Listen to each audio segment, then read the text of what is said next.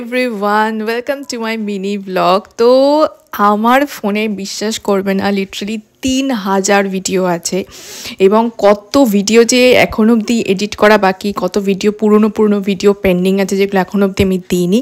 But আমি নিজেই এখন নিজেকে প্রমিস করেছি যে এভরিডে আমি ভিডিও দেবো আর গ্যালারিটাকে একটু ক্লিয়ার করব। যাই হোক, এখানে আমি কি বলছিলাম সেটা অ্যাকচুয়ালি এতই আস্তে কথা বলছিলাম যে শোনা যাচ্ছিল না। তো আমরা যাচ্ছি, আমি আর মা যাচ্ছি অ্যাশের বিয়েতে। তো অ্যাশের বিয়ে হচ্ছে শিলিগুড়িতে, তার ডেস্টিনেশন ওয়েডিং।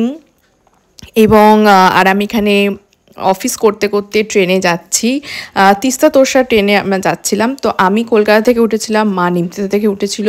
মা এখানে খাবার টাবার নিয়ে উঠেছিল, ডিনারটা নিয়ে উঠেছিল।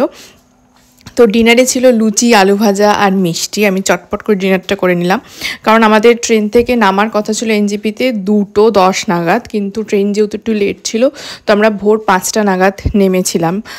তারপরে গাড়ি করে পৌঁছে গেলাম আমাদের শিলিগুড়িতে প্রথম ডেস্টিনেশনে।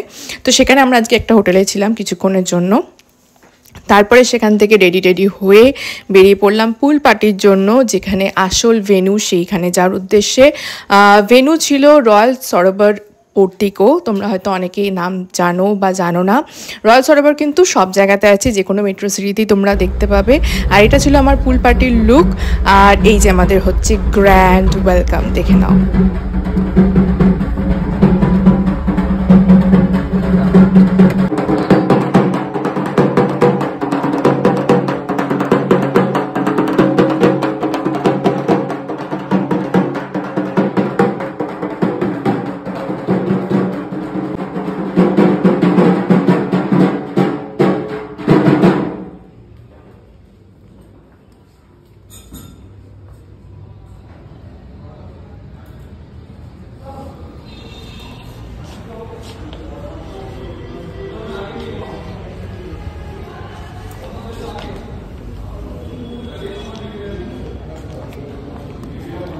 ভালো লাগছে দেখতে, দারুণ।